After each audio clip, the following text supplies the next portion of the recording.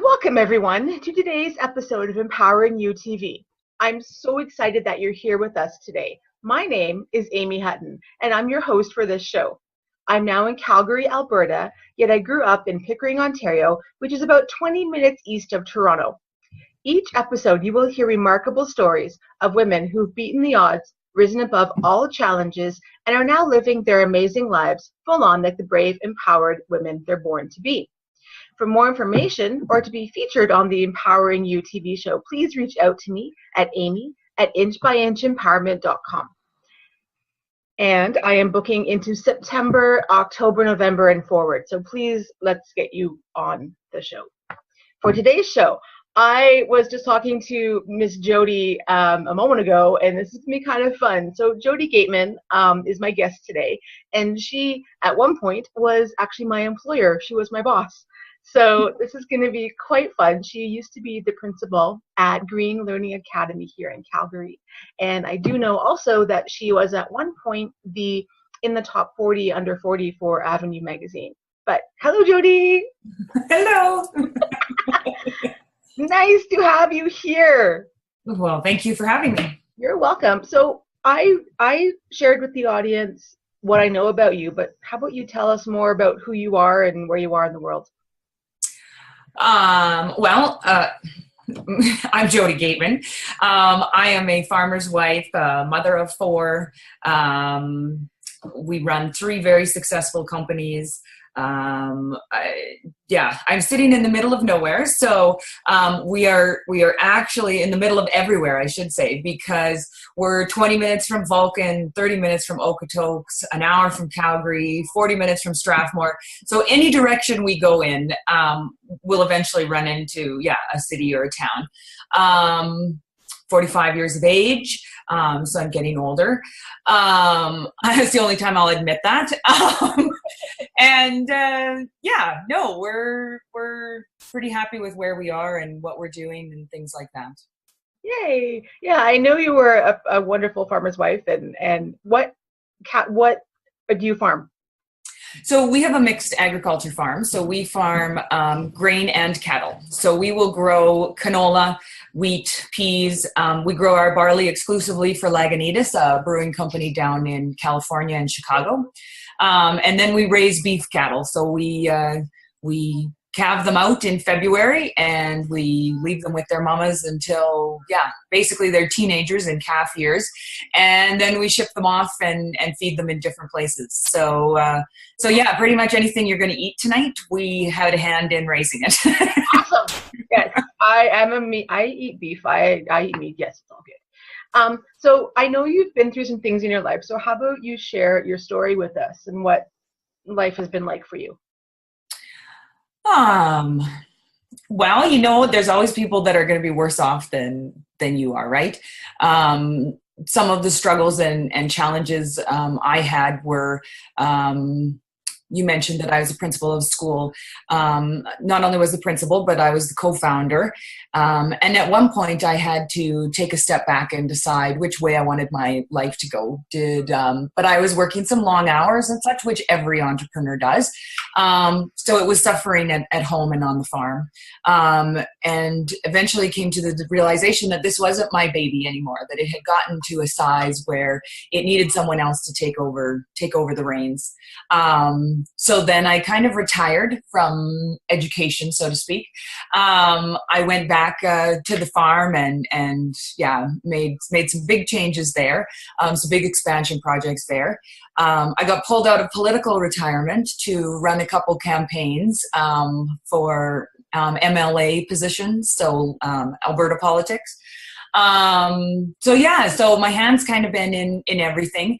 Like I said, we're mother of 4, lost one of those children. Our daughter has passed away. And that was probably to date my biggest struggle was I'm very goal oriented and how do I now move forward? Took a little bit of time to, not get over the loss of our child, but to get over the feelings of guilt and kind of punishing myself, not wanting to work out, not wanting to, that body had let me down, right? So those were the things that took some time to get over, and very, very happy that, I was able to do it, not alone. There was lots of support there, but that was a big struggle. So I think everybody kind of goes through that struggle of when to let go, what to let go and when to let go of it. So I've given you kind of an example in the business world where I had to let go, where it wasn't my baby anymore. It kind of grew and morphed into its own thing. And a personal one where, we had to let go of some of those fears, because as you know, we have a 1-year-old in the house now, which is after our daughter. So some pretty big fears there to let go, that you wouldn't go through that experience again, right? So those are kind of the struggles that I've had. You tell me if you need me to go deeper. That's cool. That's awesome. If that's all, that's perfect. I know I have another friend of mine who, similar to yourself, lost a baby and was able to have a second. And I heard that when you have your baby, another baby after the one who's passed away, it's called the rainbow child. Yes, that is correct. Yeah, that's pretty cool. I think it's really, really beautiful. Now, so they're called rainbow babies because that's the light after the storm, right? When you go through a second pregnancy after you've lost a baby, what normally would be exciting to you, right? An ultrasound or a checkup is all of a sudden got a lot of fear and gray clouds connected to it. So there's some pretty stormy seas that you have to try to keep yourself calm through. And so when you're able to have another one, then yes, they're called the rainbow baby because they're the rainbow after the storm. Oh, for sure. Yeah, I know. And I'm just thinking about my family and my mom, because I was born really, really early, really premature. And when my mom found out she was pregnant again with my sister, I have a funny feeling there were some stormy times that went through again there, because will I be able to will it be okay? Will baby be okay? And my sister was actually also born premature. So it was another rocky road of, okay, we can get through this. But they knew, because they had me 4 years earlier, that my sister would be okay, because technology was 4 years in advance and she wasn't as small as I was. And there's a funny story that the doctor actually pulled my dad aside and said, Erin, my sister, Erin is small. She's going to have some problems. And I don't know if this is true or not or whatever, but I'm pretty sure my dad said, I have a 4-year-old running around at home who was born at 26 weeks in 1976. Tell me something new, because I've been there, done that kind of thing. So yeah, it's pretty remarkable life. Well, and we do have the WAG Society. So our daughter's name is Ren Ariana Gateman. Yes. And what we do is we do twofold. Number one, we work on informing people, because it's much, much easier to go through, like you were explaining with your dad, on, oh my gosh, tell me something new, if that information were only available to people. Because it's such a hush-hush, kind of thing. Baby was fine. Just one of those things that happens. You feel like you're going through it all alone and such. And even with Griffin, when he was born, he had to spend a week in the NIC ward, just due to delivery complications.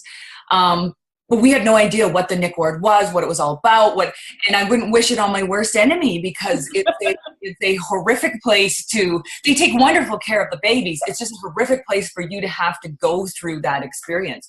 So we try to make sure that there's information available to ladies going through the same thing. And then on the other side, we know that when we had Ren and she was born sleeping, we had all this stuff that we had purchased. And we, of course, had purchased it in mind of a loving child.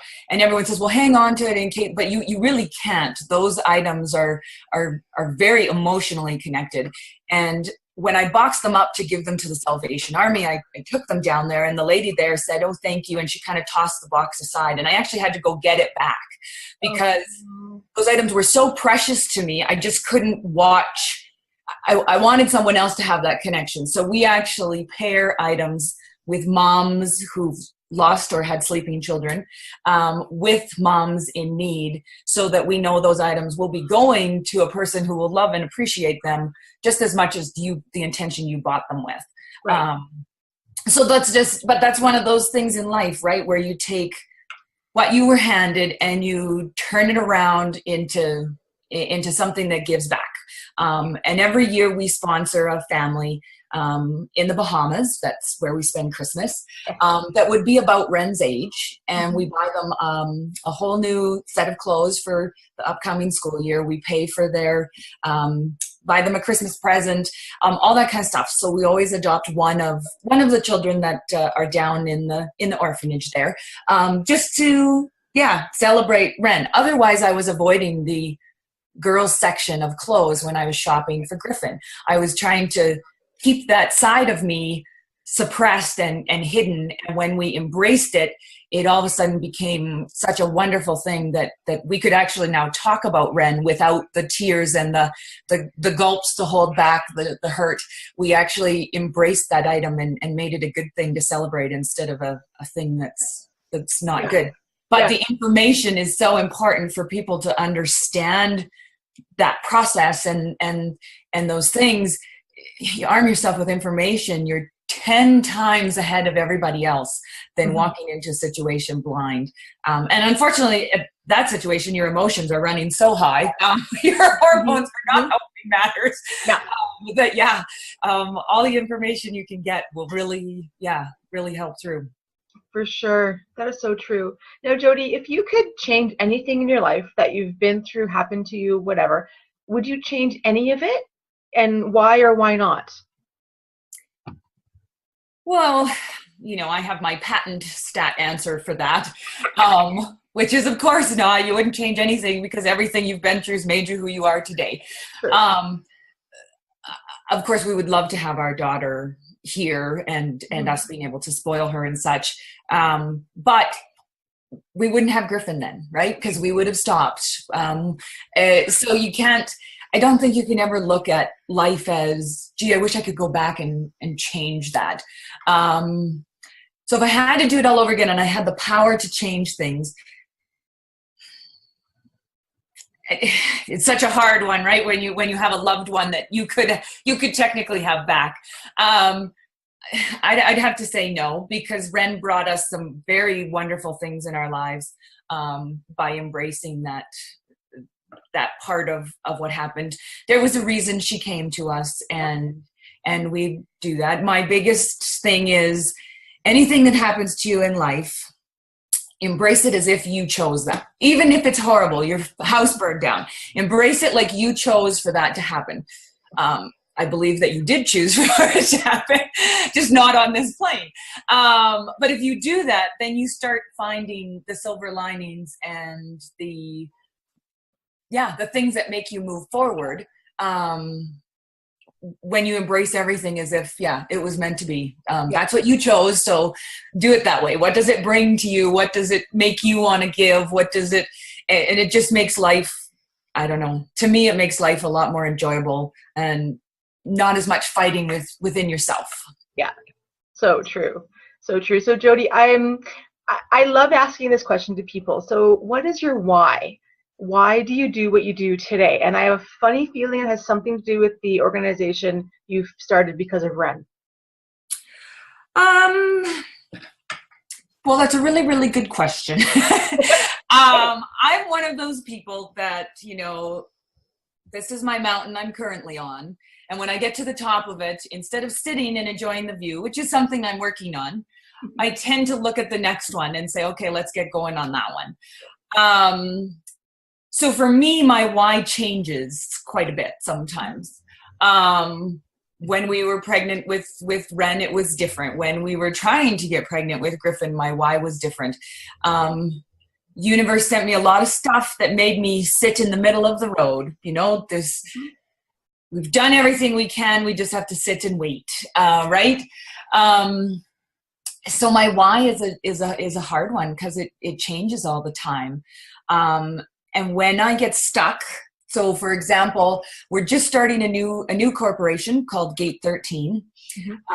Gate 13 works with small business owners, farmers, candidates, entrepreneurs, that kind of thing.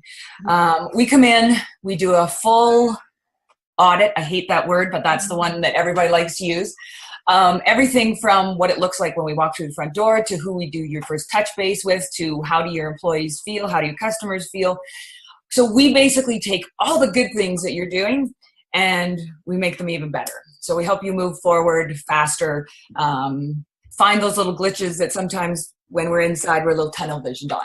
That one took me a while to get started. I had the company I knew I wanted started, but I didn't know what it was going to do.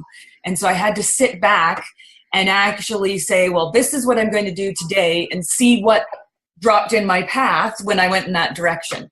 And then the next day I was like, hey, I'm done with that. I need to go this way. Just until I found the direction.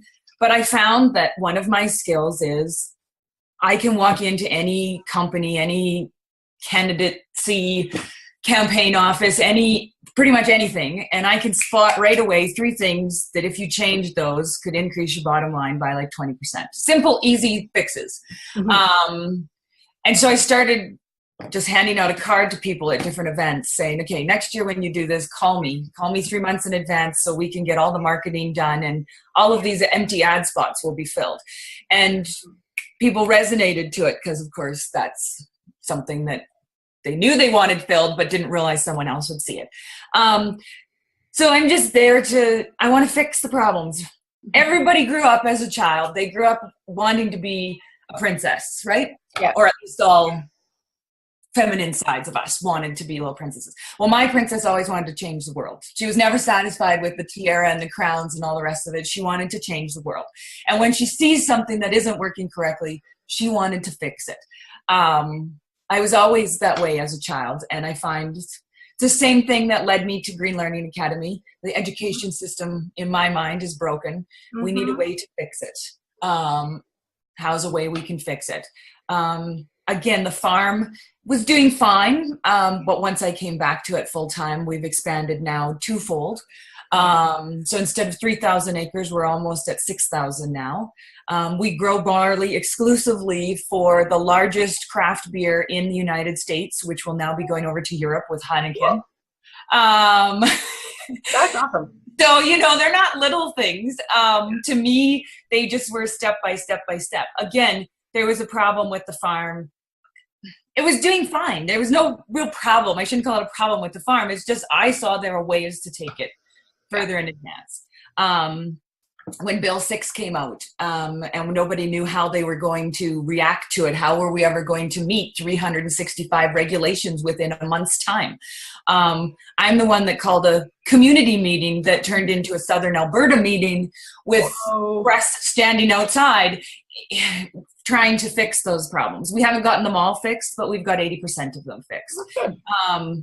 So that's my why, I guess, is there's things that are out there that are incorrect and can be easily fixed. So why don't we fix them? That's awesome. That's true. And that's cool. Long-winded way to get to the why, but we're there. Awesome. Love it. Love it. Love it. So so your why, and I've heard it, that this goes into what you do with your business, with the farm, with the Gate 13, with the Wren's community, that organization. Yes. Sorry, that slipped my mind. So choose any of them. Choose just one. Just one. And what can you do to expand to tell us more about it? So we know the farm does the barley to the companies for the brewing in the States.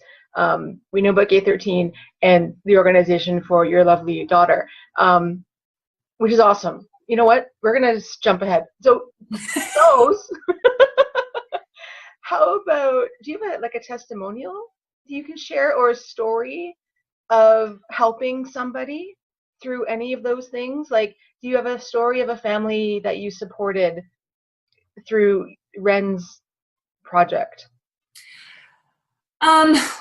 We get more thank you cards than we do testimonials.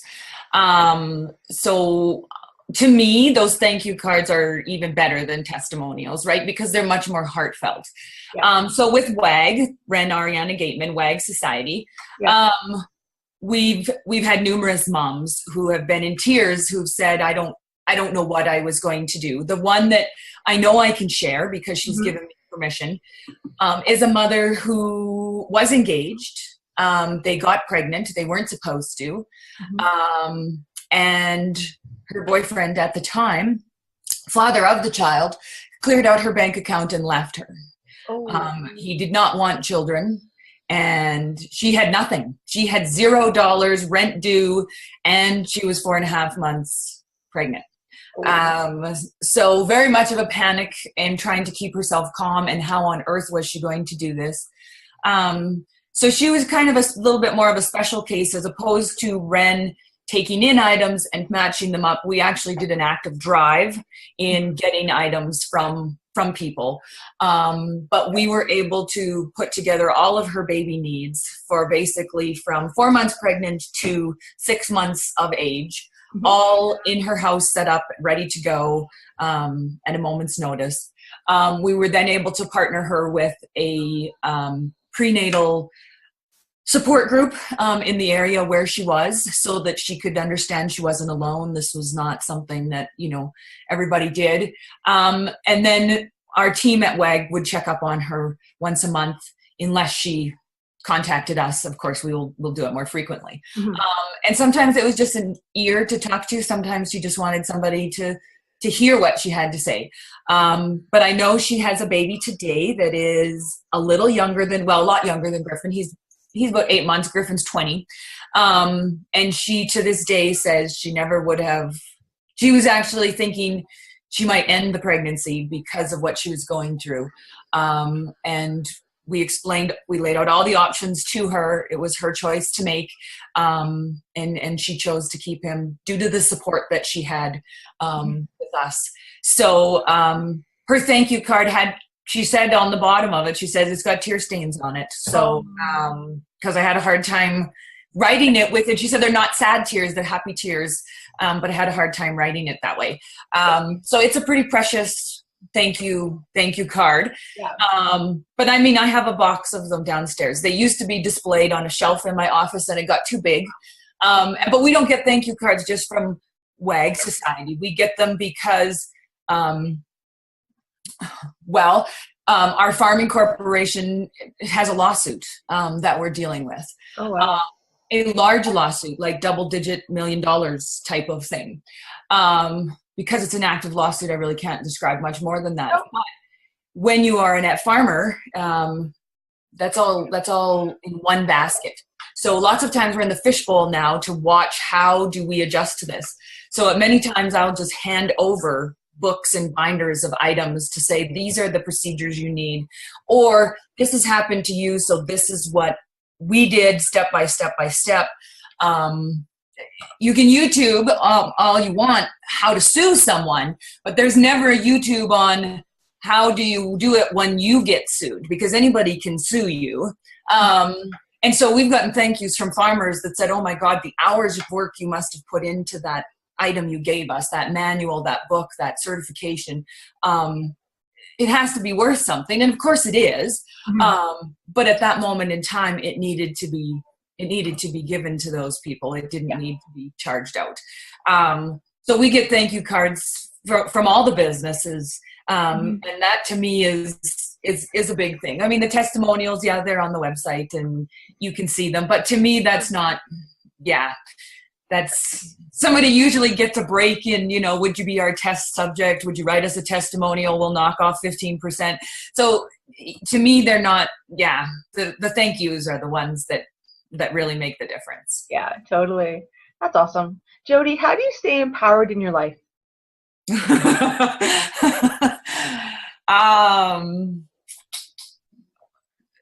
Many different ways.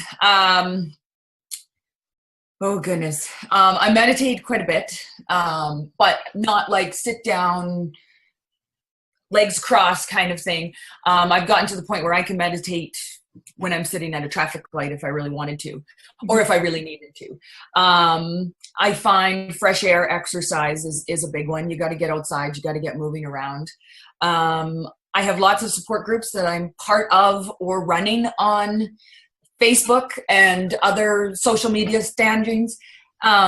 Those really, really help when I can see other people having a bad day.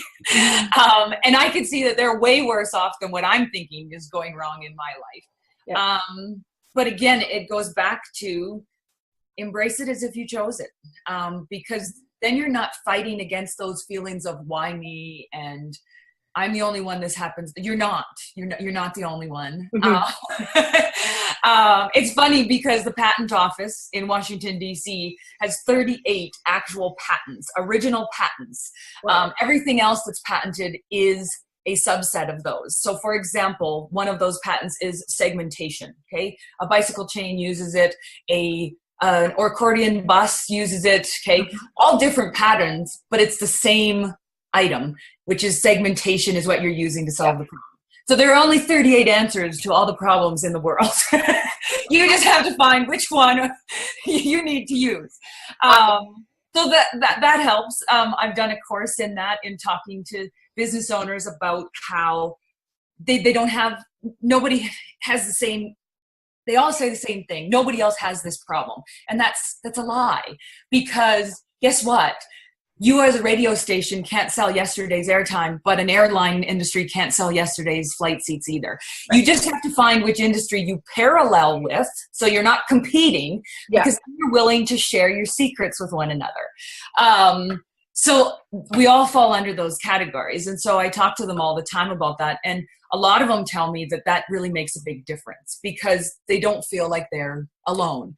So the more that I put myself out there, the more that I'm helping other people, the more I see my problems really aren't worth complaining about.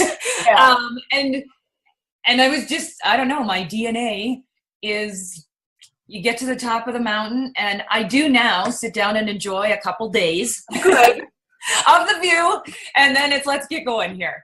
I'm a little bit of an army general when it comes to focusing on getting things done.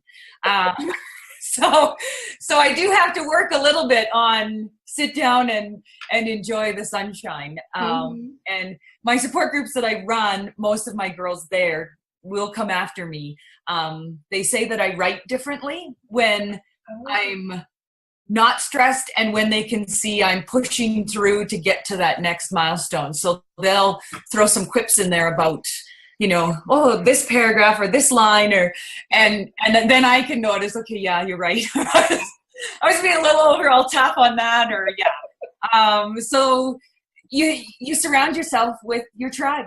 And there's people that are like you in your tribe, and there's people that are different. I have 3 people that are my closest friends that know me on everything, that say, no, that's a bad idea. Not because they think it's a bad idea, but they know that I need to have that no person to have me go, oh, you're right, that's kind of, or to say, no way, I'm going to prove to you. And then they know which white idea I'm waffling on, right? And so I have those people in my life to make me balanced. So exercise, eating right, support groups, meditation, warm baths. Sometimes I take the day off and take Griffin to the zoo, because you know what? There's nothing more soothing in the world than listening to a 1-year-old, 2-year-old giggle and talk about all the amazing things he's seeing, just to recharge my batteries. And knowing how you recharge is a very important thing. My husband is the exact opposite of me. So close the door, leave me alone, give me 20 minutes, and then I can function and talk to you. Where I still need my alone time, don't get me wrong, but it's usually right after a big event or a big push forth of myself that then I need to retreat, and very few people are allowed into that retreat circle while I'm recharging. My husband is the other way, where he needs absolutely nobody in his space. Do not touch him. So if you can figure out how you recharge best, then you can use that to your advantage. So what works for me might not work for some people, because it doesn't work for my husband. Yeah. But you can see that we're opposites, right? He can take me and say, you need to take a time out. You need so we pair together. Well, that's just part of my support group. But finding out how you recharge is a good one. Yeah, it would be. Yeah. Do you have, coming from your education background, do you have a book or a movie or a song that helps you to keep going, empowers you to keep going in your life? Being an educator background means that you are never, ever, ever stopping learning. It's kind of ingrained in those of us. So that will change literally on a day-to-day basis. If I need to re-energize, recharge, get going, I will probably read either an autobiography like Think Big, or What It Takes to Be by Vince Lombardi, or a PD book, Tackle That Frog, or Get Over Yourself, or something like that. If I need to recharge, then my Sherilyn Kenny's, my historical romance novels, where I can just escape into the book for a little while. And any music to me is great music. My dad played the guitar ever since I was born. So music to me it could be Johnny Cash. It could be, if I'm ticked off and going for a run, believe me, that Johnny Cash isn't going to cut it. We need to step that up a little bit. But you look at my iPod, you'd think I'm insane, because there's everything from meditation music all the way to heavy metal and everything in between. I appreciate it all. Being that educator that loves to, share that learning means that I never stop either. And so it's hard to pick one item, one book that made all the difference, because I'll finish 10 books this week and probably won't pick a favorite out of it. The tapping book by Dr. Nick is one I've been going to lately. It's just a tapping exercise that you do while thinking about an issue that you're having. Kind of a form of meditation, I feel. But I've been going back to it right now because it seems to be working. Anytime you start up another business, there are headaches and issues that you got to think through. So that one's the one I've been going to recently. But ask me next week. It may be something different. My sayings I stick to, right? Which embrace it like you chose it. Don't ever ask somebody, what can I do to help? Just do something. That's the best thing you can do. I do what I don't know how to, because I want to know how to. Pablo Picasso. So anything that's moving you in that direction, that you have the power, you have the authority, you're the one who decides how your day is going to go. Those are the ones that I stick by and use over and over and over again.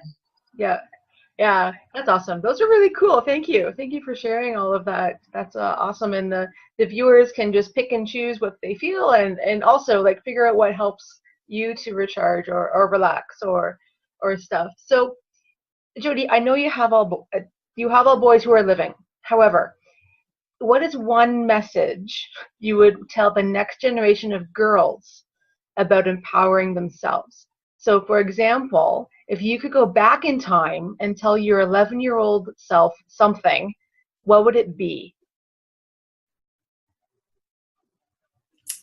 Well, my 11-year-old self was pretty empowered, raised from the get-go.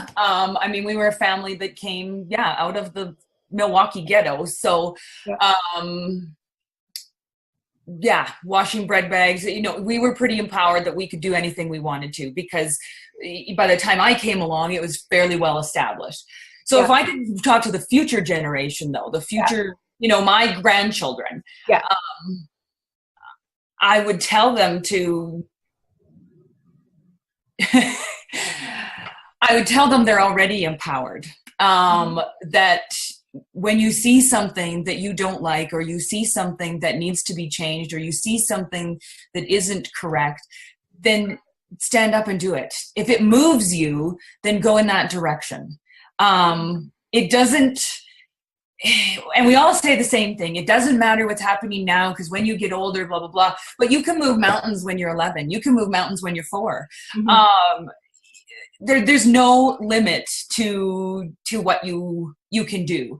And it's more fun to do it when you're at home and safe than it is to when you have to do it on your own time. Yeah. So if I had to talk to 11-year-old girls or 12-year-old girls, I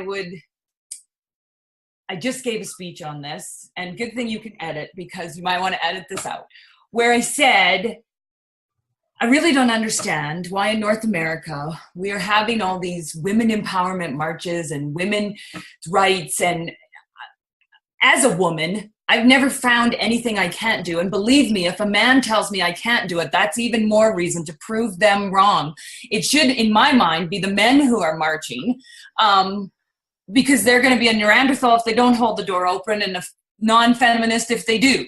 So we women have a lot of power today. We're not taking advantage of it, is my viewpoint.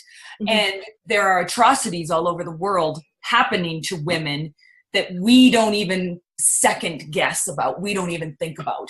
And we need to stand up for those women and say that's wrong, and make a difference, not just from Facebook, not behind a computer, not tweeting things out, but actually creating something that makes a difference, that makes the world safe for women. That there's nothing right now in the beautiful countries that we both live in North America that we can't do as a woman. No one said you can't do that because you're a woman. You can't. No, we have the right to vote. And we can vote. And when we do in mass, we make a big change. You know, we're not property anymore. We get to pay our taxes. We get to own things. Now we need to start embracing that item, that we are powerful creatures, and sharing that with other people. I understand there's women out there that don't feel they have that empowerment, and that's our benefit, is we know we have it. We now need to bring them to where they know they have it, because it's not that they don't have it, it's just that they don't embrace it. So embrace everything, all of your traits, all of your quirks, all of your, even those things you can't do. You know what? I cannot play golf. You know how many golf games I get invited to? I cannot play golf to save my ever-loving life. I have had a golf tutor. I have had private golfers. I can swing perfectly, so long as you don't put that stupid little yellow ball in front of me. And we have tried blue, green, fluorescent orange, glow in the dark. It does not matter. The moment that ball is on the tee, I just go wonky. So I cannot golf to save my ever-loving life, but that's great, because you know what? It leaves me more time for scuba diving and slow pitch and chasing cows, all the stuff that I do like doing. Now, don't get me wrong, once a year we go play best ball, glow in the dark, midnight golf, because then it doesn't matter. So embrace it all. Embrace those negative things, but embrace them like they were meant to be, because they were. There's a reason they're there, and embrace your power. Too many times I hear people say, well, I can't do that. No, what I can't is simply means you're not making it a priority. You're not choosing to do that right now. And that's fine if you don't choose to do it right now, but don't tell yourself you can't, because eventually you will believe that. And you can't do that. But I just, like I said, I just spoke to a women's group on empowering women, and they wanted me to tell them how to have more marches. And I said, no, you have everything you need. You need to stop saying I need more, because otherwise you're going to go into reverse items where I get the job because I have a skirt on, and you don't want that. We want to be equal, for God's sake. And as far as I'm concerned, a woman is we have children, for crying out loud. A man could not do that. So no, we're powerful creatures, and we need to embrace it. The more times I hear a woman say I can't do that, the more that pushes me forward to make sure that, no, They need to know that they are powerful and ways to embrace that power so they can use it to their advantage. Right now, we're not doing that as a society of women. We are not doing that in North America. Yeah. And if we ever did, the world needs to be scared, because it would be one heck of a powerful movement. It would be. I think it was the Dalai Lama who said the world would be changed by a Western woman. Mm-hmm. Yeah, that's pretty cool. Now, I know you talked about thank you cards earlier. Yes. So let's switch that question a bit. Who is someone you would want to thank? Who inspires you to be your best self? Who's helped you through a rough time in your life? If you could write a thank you card to that person, who would it be, and what would it say?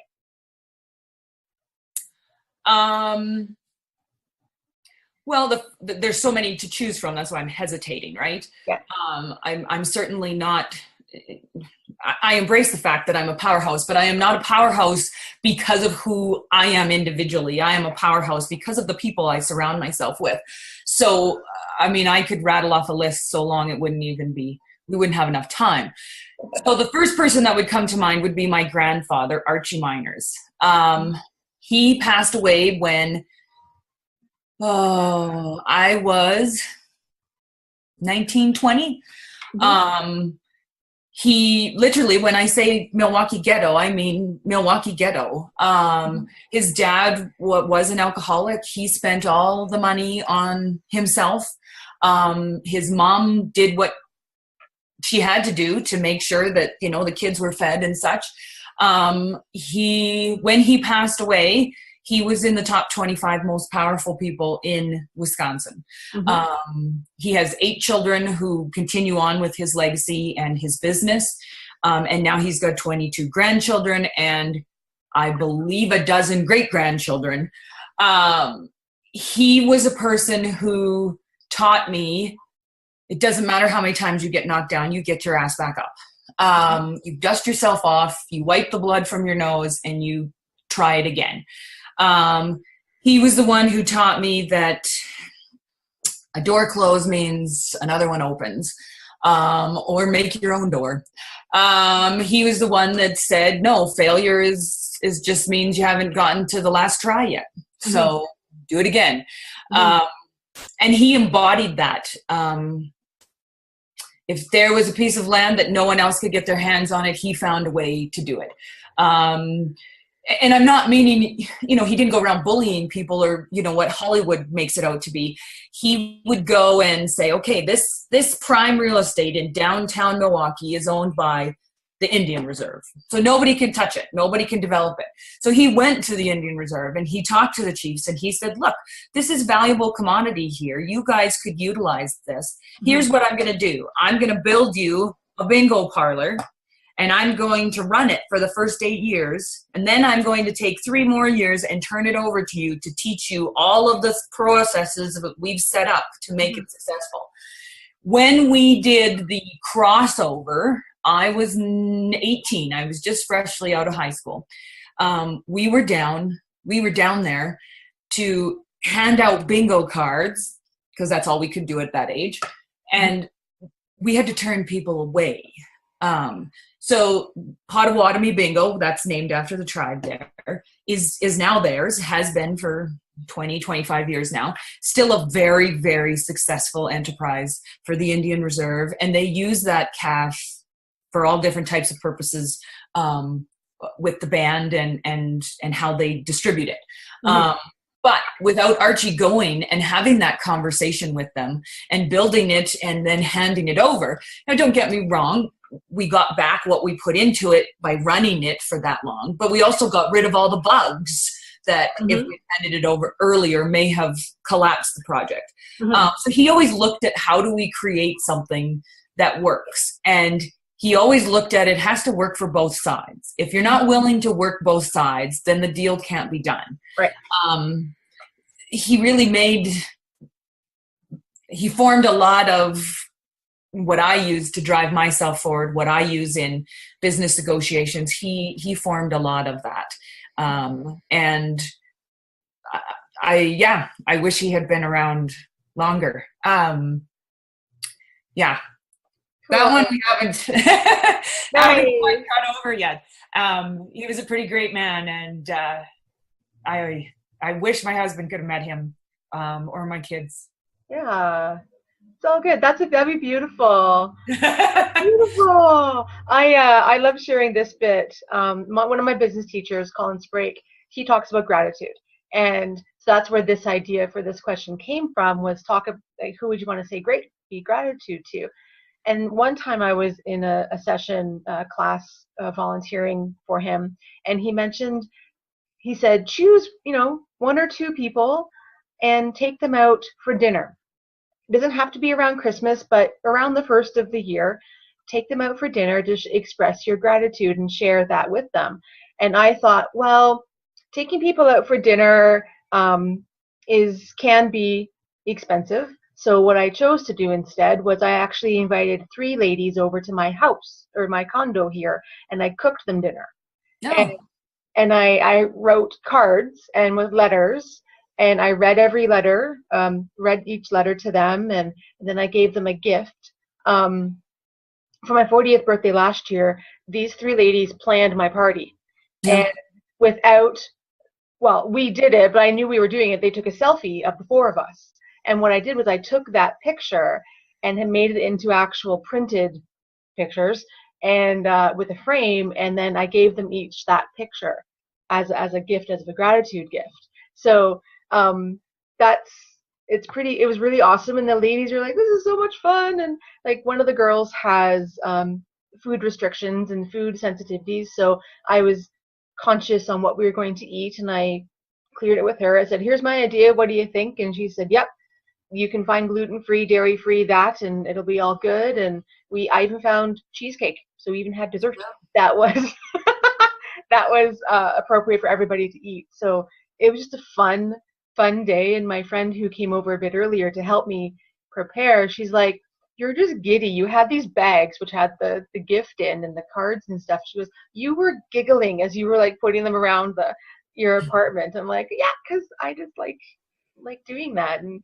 showing gratitude. So yeah, that your grandfather, yeah, he's good. Well, and that's one of those gratitude's one of those things that helps me stay grounded and moving forward. I didn't mention it because it's second nature to me now. Yeah. When we lost Ren, I really, every morning I had to do 3 and 3 at night just to be able to center myself for the day. And now it's just become second nature to me, to kind of list those off in my head. And it really helps, and really, makes you aware of what you have instead of focusing on what you think you need or what you don't have. Yes. Yeah. Let's switch questions a little bit, and going back to more business and the WAG project, or yes, what is something that's coming up with any of your projects that our viewers need to know about? Oh, well, we're really kind of going into our soft season right now. So the farm's just finishing up harvest, and then we'll kind of that's our downtime. That's kind of when we like to play. With WAG, all of our big events are just getting over with. So the golf tournament's done, the music festival. I'm trying to think. WAG has a small fundraiser for Aspen Crossing's Train of Terror. Okay. So that's coming up in October. So Aspen Crossing, family relation there, is a train that runs just southeast of Calgary. It is the first train in North America to actually be a haunted moving train in October. So instead of the passenger train where you get to see the prairies go by, they've taken 3 baggage carts and converted them into an actual haunted house that you go through while the train is moving up and down the tracks. Wow. So we pick one of their nights, and we do a little fundraiser then. I haven't gotten the word yet as to which one of those nights it is. because they've expanded. Last year they only did Fridays and Saturdays. This year I understand we're going with Thursday nights as well. So I haven't gotten to have the date picked yet. The new escape rooms are there as well, which I think why they're picking the Thursday night, because you could come out, do an escape room, and then take the train of terror if you really wanted to get that Halloween spook on. So we're trying to pair up right now with the angel trees. But we don't have that quite worked out yet. So like I said, we're kind of going into our soft season, just because I know with harvest, this is kind of our season to start to wind down, because February we'll start calving baby calves out. So I try not to book a whole lot of things in there, because that's my time to spend with family and such. But I can always keep you abreast of what's coming up. We just finished our barley to beer tour, where we went from the brewery in Calgary, tool shed, out to the farms that make the barley, and down to a new brewery in Lethbridge and back to Calgary. So that would have been the big one for the farm. We just finished the Seattle opening of the new tap room. There's nothing coming up right in the near future, other than the Train of Terror, which, if you really would like to get a spooky Halloween feeling on, then hey, that's the thing to go to. And if you happen to pick the night that it's the WAG Society night, then great. We appreciate any and all donations, of course.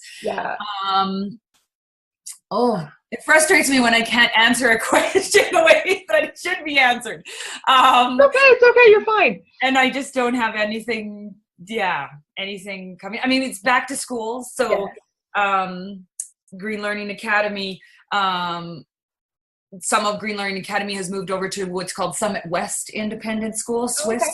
So that's there in Calgary. I know they have a couple spaces still open for the next school term.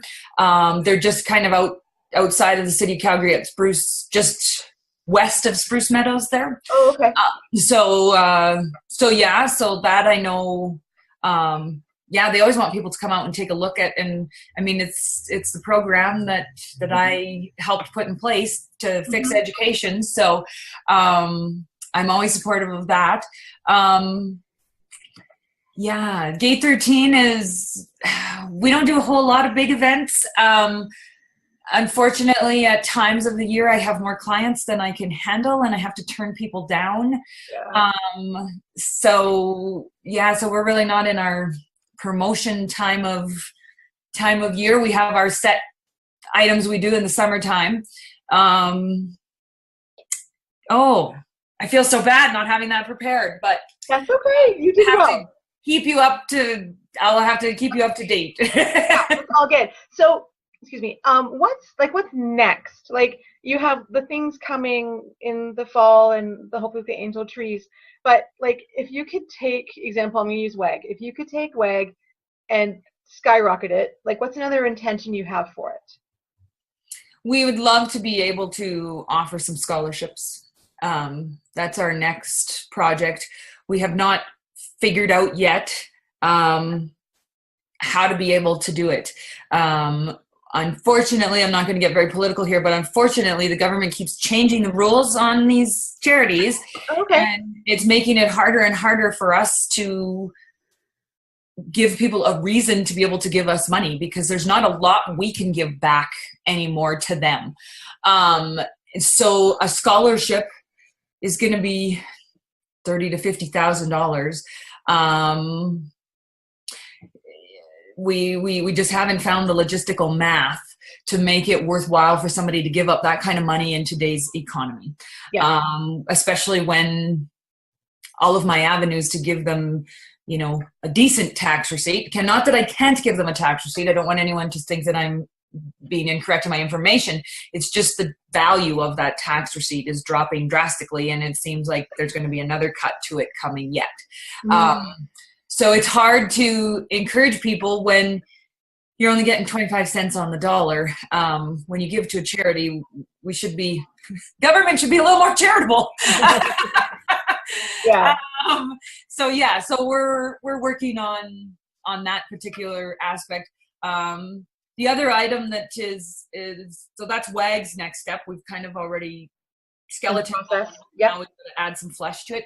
The next one will be in regards to the farm, in where we'll be launching a certification program.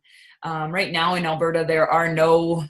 When you go pick up a new combine, the guy that sells it to you says, here's these buttons and away you go.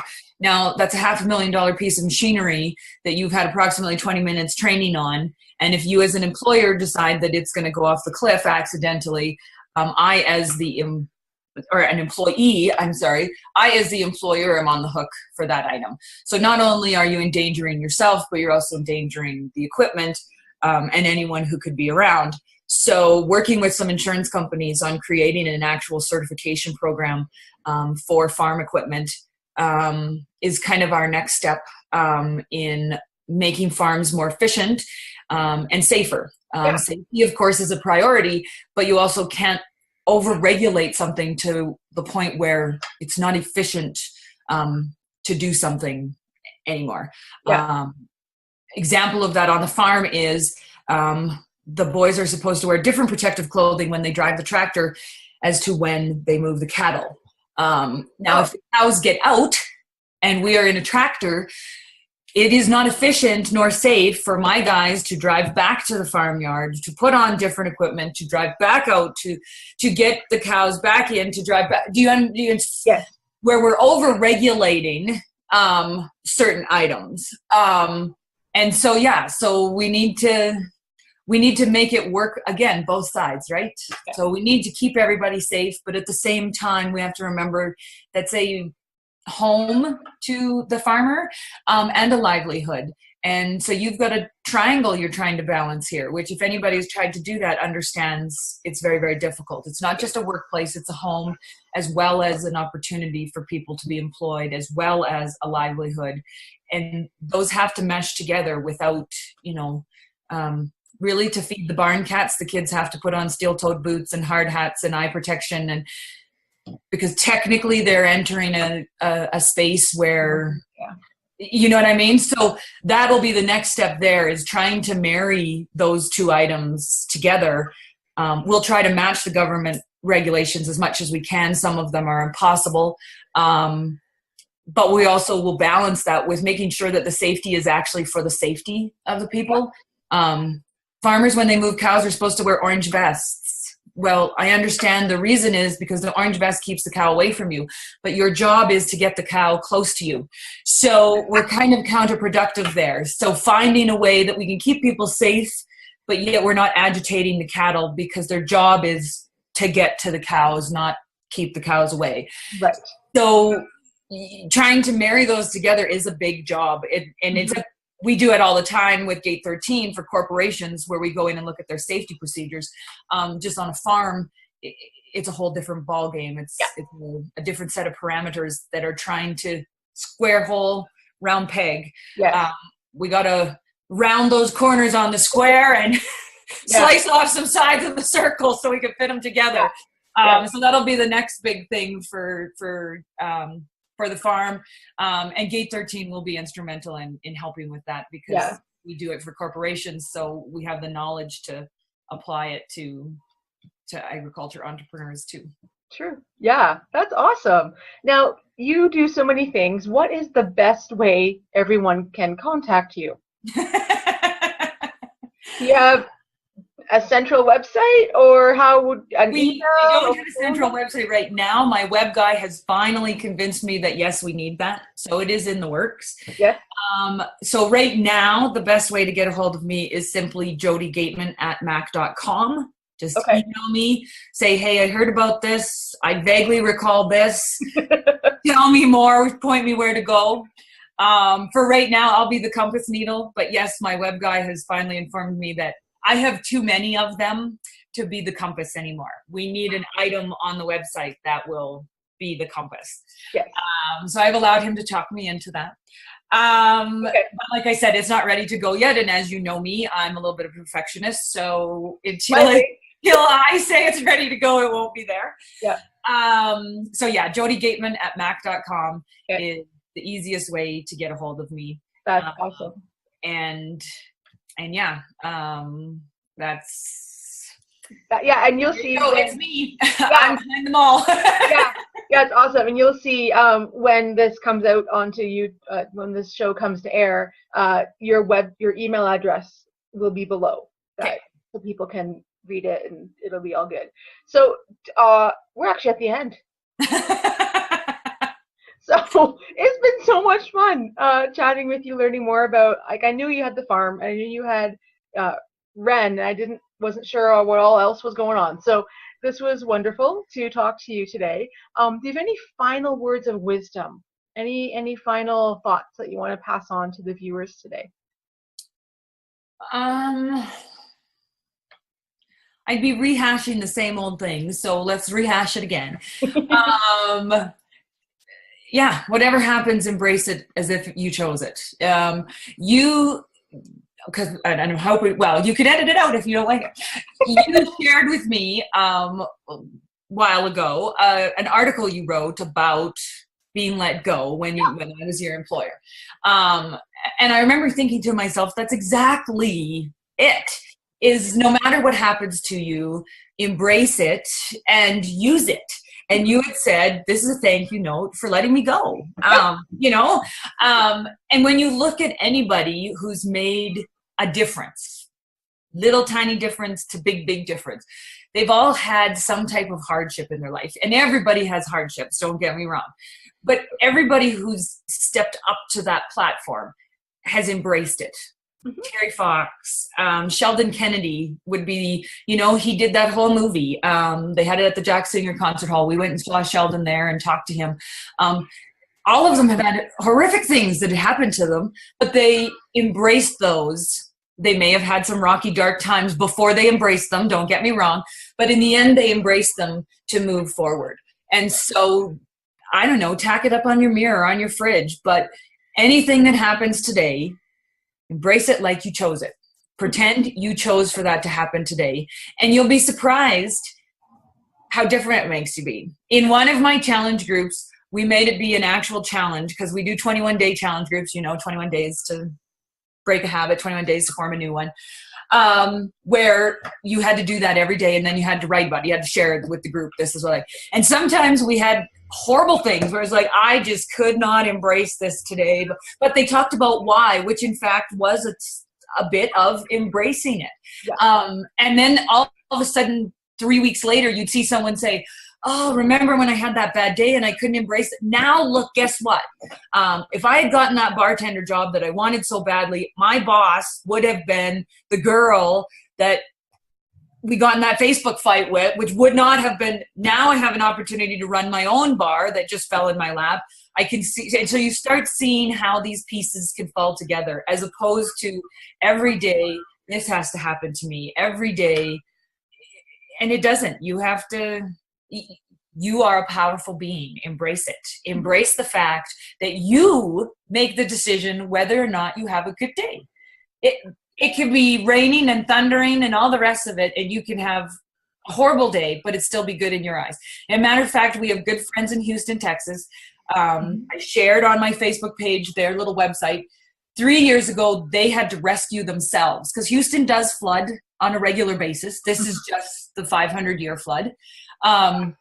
They had to rescue themselves out because people couldn't get to them. And so they rescued their neighbors, they rescued pets. This time they are unencumbered in Houston, but they are going down to Houston to go in. There are still people who are trapped in 6 foot, 8 foot, 12 foot things of water that people can't get to. And they're going and doing it. Mm-hmm. And when it was their turn, when they were rescuing themselves, my girlfriend, T is what we'll call her. She said in one of her posts, today is an awesome day. I got to spend it with my son and my husband in a canoe. Our house is completely underwater, but that doesn't matter right now because we're all together. And she said, you have to, in those cases, you have to tell yourself it's going to be a good day, because otherwise you can drown in the muck and the mire. Right. Not literally, figuratively speaking. Well, I guess reality wise too. Yeah. But they, it can be flooding down in Houston, and you know what? People are still making the best of it, still having good days, even though they lost everything. Yeah. So the power is with you. Then the faster you embrace your power to make your day a good day, the faster you can make your dreams come true, the faster you move towards things, the faster the universe tells you you're going in the wrong direction. Yeah. But you have that power, embrace it. Mm-hmm. Stop blaming everybody else. You're the only one with that power. Mm-hmm. Everything happens for a reason. So you chose it at one time. Let's go. Yeah. Awesome, Jodie. Thank you. Just hang on a couple of seconds and I'll talk to you in a minute. And it was a pleasure totally having you on the show today. So that's our show for today, everyone. If you want to be featured on Empowering You TV, just like our guest today, Jodie, then reach out to me and I would love to feature you on the show and spread your message on a global scale. And remember, everyone, inch by inch, you can overcome any challenge that is in front of you. I do believe in you. I know you can get through anything. Until next time, be brave, be bold, and be yourself. Bye.